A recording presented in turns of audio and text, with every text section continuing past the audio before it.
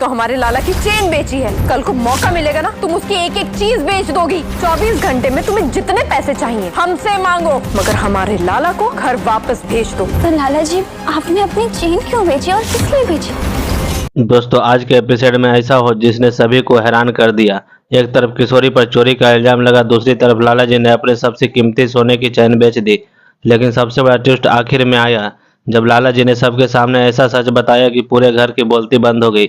आखिर ऐसा क्या हुआ, चलिए पूरी कहानी जानते हैं। दोस्तों एपिसोड की शुरुआत हमेशा की तरह लाला जी की मजेदार हरकतों से होती है। पूरा घर सुबह सुबह काम में लगा होता है, लेकिन हमारे लाला जी अभी भी आराम से नींद गहरे ले रहे होते हैं। घर वाले उन्हें जगाने की कोशिश करते हैं और यहीं से शुरू होती है कॉमेडी। मंदिर से आए पेड़े देखकर लाला जी बच्चों की तरह खुश हो जाते हैं। इसके बाद वो मोहल्लों के बच्चों के साथ खेलने निकल जाते हैं। आंखों पर पट्टी बांधकर खेलते हुए उनकी मासूमियत देखकर हर कोई मुस्कुरा देता है। लेकिन दोस्तों इसी खुशी के बीच कुछ लोग एक बहुत बड़ी साजिश रच रहे होते हैं। उन्हें लगता है कि अगर ससुराल वालों की हालत और खराब कर दी जाए तो लाला जी खुद ही वापस घर लौट जाएंगे और यहीं से कहानी पूरी तरह पलट जाती है। लाला जी के ससुर राशन लेकर घर लौट रहे होते हैं, तभी रास्ते में पूरा राशन खराब हो जाता है। देखते ही देखते महीनों का राशन बर्बाद हो जाता है। अब घर में सन्नाटा छा जाता है। सबके मन में सिर्फ एक सवाल होता है कि अब नया राशन कहाँ से आएगा। इसी बीच लाला जी तुरंत अपनी माँ को फोन करके राशन मांगने की बात करते हैं।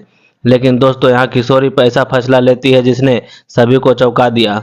वह साफ कह देती है कि इस घर की जिम्मेदारी इस घर के लोग ही उठाएंगे, किसी से मदद नहीं ली जाएगी। यही बात इस एपिसोड को खास बनाती है।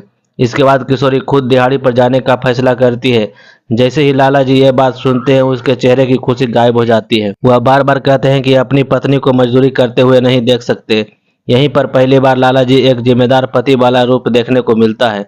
दूसरी तरफ दामाद जी अपने सोने की चैन देकर मदद करना चाहते हैं, लेकिन परिवार आत्मसम्मान की वजह से उसे लेने से मना कर देते हैं। अब दोस्तों यहीं आता है सबसे बड़ा ट्विस्ट। लाला जी चुपचाप अपने ही सोने की चैन बेच देते हैं ताकि घर की परेशानी खत्म हो जाए। लेकिन उन्हें नहीं पता होता है कि इस फैसले की वजह से बहुत बड़ी गलतफहमी पैदा होने वाली है। जब चैन दुकान पर पहुंचती है तो बात सीधे मंजरी तक पहुंच जाती है।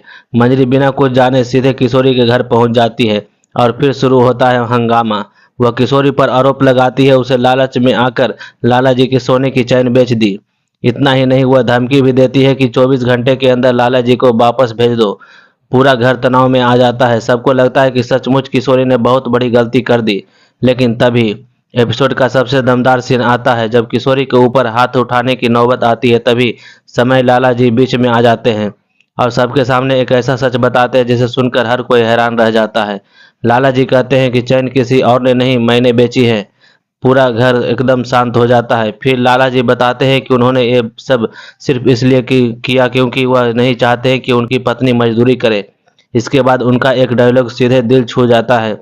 वह कहते हैं अच्छा पति अपनी पत्नी पर हाथ कभी नहीं उठाता बल्कि उसकी इज्जत करता है। दोस्तों यही इस पूरे एपिसोड का सबसे बेहतरीन पल था। आज पहली बार लाला जी ने साबित कर दिया कि भले ही वह अनाड़ी हो लेकिन अपनी पत्नी से सच्चा प्यार करते हैं। अब सबसे बड़ा सवाल ये है, क्या मंजरी को अपनी गलती का एहसास होगा? क्या किशोरी का परिवार इस मुश्किल से बाहर निकल पाएगा? और क्या लाला जी की कुर्बानी सबके रिश्ते बदल देगी? इन सभी सवालों के जवाब अगले एपिसोड में मिलेंगे। अगर आपको भी लगता है कि लाला आज भी इसने सबको दिल जीत लिया है तो वीडियो को लाइक करें, चैनल को सब्सक्राइब करें और कमेंट करके बताइए क्या आपने कभी सोचा था कि लाला जी अपनी चैन बेच देंगे। अगर वीडियो अच्छा लगे तो लाइक करें, चैनल को सब्सक्राइब करें। मिलते हैं अगले वीडियो में, तब तक के लिए धन्यवाद।